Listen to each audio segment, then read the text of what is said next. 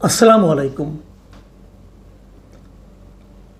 সরকারের যুব ক্রিয়া এবং স্থানীয় সরকার বিষয়ক যে মন্ত্রণালয় তার উপদেষ্টা জনাব আসিফ মোহাম্মদ সজীব ভুঁইয়ার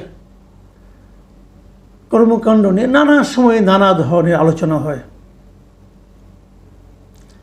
এবং নানা বিতর্কে অথবা নানা আলোচনায় উনি থাকেন।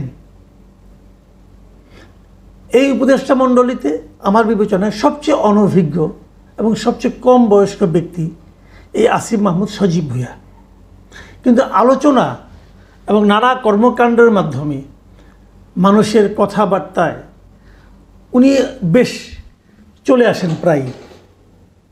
সবশেষ যে ঘটনাটা ঘটল সেটা হলো যে মরক্কো যাওয়ার পথে, মরক্কোতে একটা সেমিনারে অংশ নিতে গেছেন, যাওয়ার পথে এয়ারপোর্টে যাওয়ার পর ওনার লাগেজের মধ্যে পাওয়া গেল অস্ত্রসহ একটা ম্যাগাজিন। অস্ত্রসহ ম্যাগাজিন নিয়ে এয়ারপোর্টে প্রবেশ করা একটা ক্রিমিনাল অফেন্স। কথা পরিষ্কার ভাই, ক্রিমিনাল অফেন্স, একটা ভয়ঙ্কর অপরাধ। যদি এই কাজ আপনি করেন আপনাকে জেলে যেতে হবে, কোনো সন্দেহ নাই। আমার স্পষ্ট মনে আছে বছর কয়েক আগে এরকম আওয়ামী লীগের একজন নেতা তিনি অস্ত্রসহ এয়ারপোর্টে ঢুকে গিয়েছিলেন। ওই লোকের জেল হয়েছিল, স্বৈরাচারী আমলে, কিন্তু স্বৈরাচারী সরকারও এই আইনটা প্রয়োগ করেছিল, তার জেল হয়ে গিয়েছিল। তো এক্ষেত্রে কি হলো? উনি উপদেষ্টা মানুষ, এই দেশে সংবিধান বলে, আইন বলে যে আইন সবার জন্য সমান, কিন্তু বাংলাদেশে আমরা এই জুলাই পরবর্তী আন্দোলনের সময় দেখছি যে আইন সবার জন্য সমান নয়। ওনার জন্য আইন সমান নয়, ওনার কিছুই হয়নি।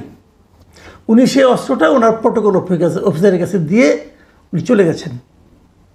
কেউ ওনাকে আটকায়নি, কেউ ওনাকে বলেনি আপনি একটা বেআইনি কাজ করেছেন, কেউ ওনার কাছ থেকে কোনো ধরনের মুচলেখা পর্যন্ত নেয়নি, যেন কিছুই হয়নি, যেন কিছুই হয়নি।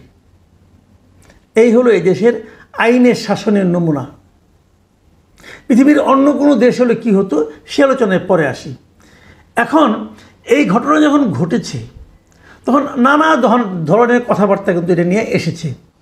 অনেকে আবার এমন প্রশ্ন করেছেন, আমি গতকালকে থেকে আজকে পর্যন্ত আমি বেশ সোশ্যাল মিডিয়াতে দেখলাম, অনেকে প্রশ্ন করেছেন যে উনি অস্ত্রের লাইসেন্সটা পেলেন কীভাবে। মানে বাংলাদেশে বেসরকারি যে কোনো পাবলিক একটা অস্ত্র কিন্তু লাইসেন্স আকারে নিতে পারে, তার জন্য কিছু নিয়ম আছে। নিয়মগুলি হলো, আমি আপনাদের একটু সংক্ষেপে নিয়মটা বলি। বাংলাদেশে একটা অস্ত্র আইন আছে 1878 সালের আইন, সেটা আবার পরে আধুনিকায়ন হয়েছে 2016 সালে আইনটা আবার নতুন করে হয়েছে, অনেক কিছু ধারা উপধারা যুক্ত হয়েছে। অস্ত্র পেতে গেলে আপনাকে যে কাজটা প্রথমেই করতে হবে, আপনার বয়স হতে হবে কমপক্ষে 30 বছর, 30 বছর, 30 থেকে 70 বছর আপনার বয়স থাকতে হবে। 30-এর কম হলে আপনি অস্ত্রের জন্য আবেদনই করতে পারবেন না। 2 নম্বর যে ধারাটা লাগবে সেটা হলো, যদি আপনি ছোট অস্ত্র নেন, স্মল আর্মস, পিস্তল, রিভলভার, সেক্ষেত্রে আপনার অর্থনৈতিক সচ্ছলতা এমন থাকতে হবে যে আপনি প্রতি বছর কমপক্ষে 3 লাখ টাকা আয়কর দেন। যে 3 লাখ টাকা আয়কর দেয় তার আয় কত হতে পারে ধারণাই করতে পারেন। তো আপনার বাৎসরিক আয়কর হতে হবে মিনিমাম 3 লাখ টাকা। এইভাবে আপনি বিগত 3 বছর আয়কর দিয়েছেন সেই সার্টিফিকেট আপনাকে আপনার অ্যাপ্লিকেশনের সঙ্গে জমা দিতে হবে। এটা হলো অস্ত্র পাওয়ার একটা ন্যূনতম যোগ্যতা। এরকম যোগ্যতা সবার থাকলে, সবাই অ্যাপ্লাই করলে সবাই অস্ত্র পাবেন তা কিন্তু না। তারপরে সেটা আবার জেলা প্রশাসন তারা বিচার বিশ্লেষণ করবেন, তারপরে দেবেন। তো আসিফ মাহমুদ ভুঁইয়া কীভাবে অস্ত্র পেলেন? ওনার বয়সটা 26 বছর, আর ওনার 3 লাখ টাকা আয়কর দেওয়ার অ্যাবিলিটি আছে বলে আমি বিশ্বাস করি না, কারণ উনি কয়েকদিন আগেও বেকার ছিলেন, লেখাপড়াও শেষ করেননি তখনও। তো উনি কী করে দেবেন? ওনার ইনকামটা কী? কাজে এই দুটো পয়েন্টে ওনার সে অ্যাবিলিটি নাই।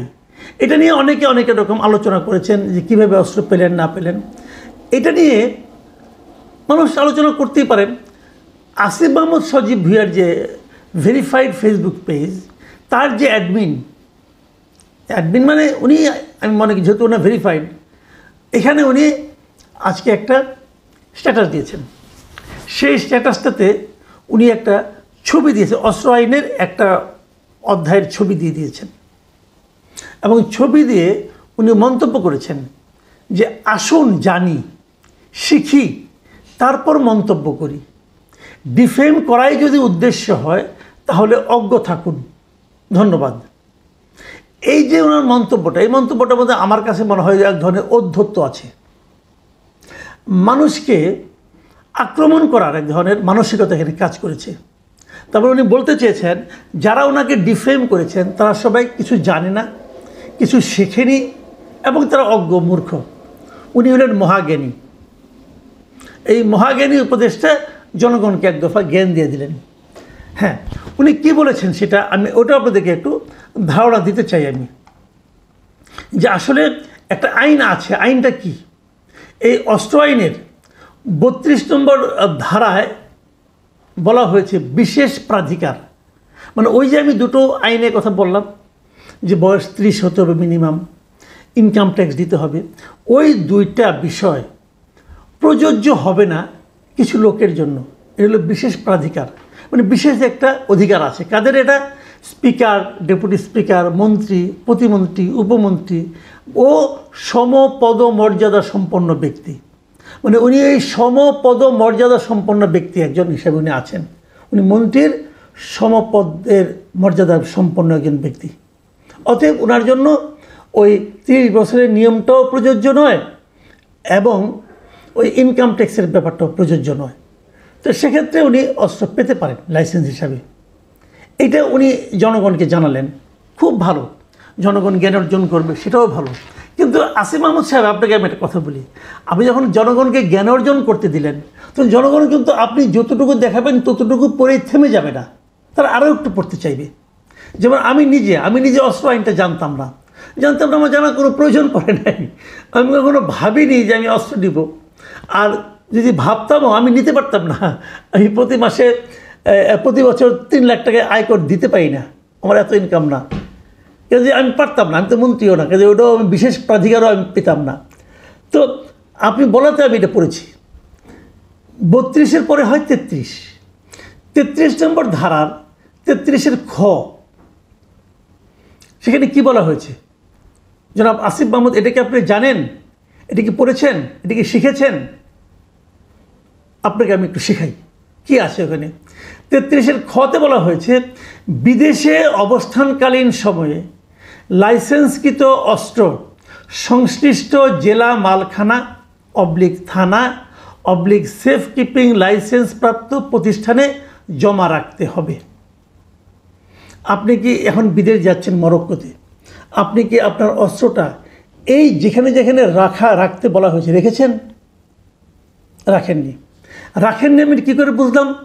দেখুন, আপনি যে বলেছেন, আপনার যে নিউজটা ছাপা হয়েছে সেখানে আপনি স্পষ্ট বলেছেন যে প্যাকিং করার সময় অস্ত্রসহ একটি ম্যাগাজিন বাসায় রেখে এলেও ভুলবশত আরেকটি ম্যাগাজিন ব্যাগে থেকে যায়।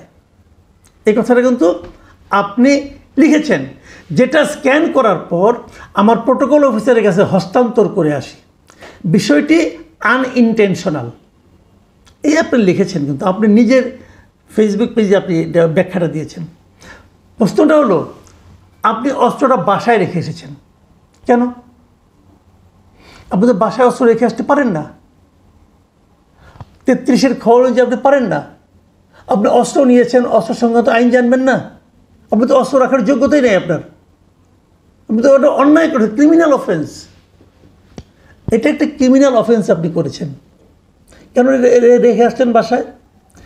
অস্ত্র এমন একটা জিনিস, আপনি অস্ত্রের কোনো একটা পার্ট কারো হাতে হস্তান্তর করতে পারবেন না। এটা আপনার ব্যক্তিগত, আপনার বাবাকে দিতে পারবেন না, আপনার মাকেও দিতে পারবেন না।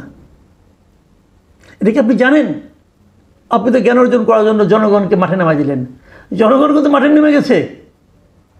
আমার মতো লোক যখন নামছে, অনেক লোকে নামছে। তো জ্ঞান অর্জন করতে পারলাম যে আপনি একটা ক্রিমিনাল অফেন্স করছেন। তারপর আপনি কী করছেন? আপনি যে ম্যাগাজিনটা আপনার কাছে ধরা পড়েছে সেটা আপনি আপনার প্রোটোকল অফিসারকে দিয়ে দিয়েছেন। আপনি ওই ম্যাগাজিনটা আপনার প্রোটোকল অফিসারের কাছেও দিতে পারেন না। আপনাকে জমা দিতে হবে আপনার নিকটবর্তী থানায়। আপনি প্রোটোকল অফিসার যে ওখান থেকে নিয়ে বেরিয়ে গেল, তাকে তো যে কোনো সময় অ্যারেস্ট করতে পারে পুলিশ। তুমি এটা পেলে কোথায়? কোনো আইন নাই। আপনি উপদেষ্টা না, কি আসে যায় রে ভাই? কি আসে যায় উপদেষ্টা?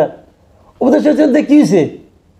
আপনি বাই চান্সই উপদেষ্টা হন আর নির্বাচন করেই হন, যেভাবেই হন, বাংলাদেশের আইন অনুযায়ী আপনার এই উপদেষ্টা মূল্যের কোনো মূল্য নাই যদি আপনার হাতে একটা এরকম বেআইনি অস্ত্র থাকে।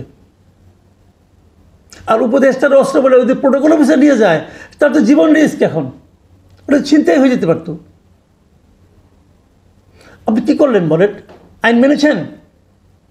আপনারা আইনকে কী মনে করেন? আইন কি আপনাদের পকেটে থাকে চীনাবাদাম? ইচ্ছা হলো খাইলাম, ইচ্ছা হলো ফটো এলাম, ইচ্ছা হলো কাউকে দিয়ে দিলাম। এটা শেখ হাসিনা করতো, তাকে আমরা স্বৈরাচারী বলতাম। আপনারা তো তার চেয়ে বড় স্বৈরাচারী হয়ে গেছেন। কোনো অভিজ্ঞতা নাই, কোনো যোগ্যতা নাই, উপদেষ্টা হয়ে বসে আছেন আর এগুলি করছেন।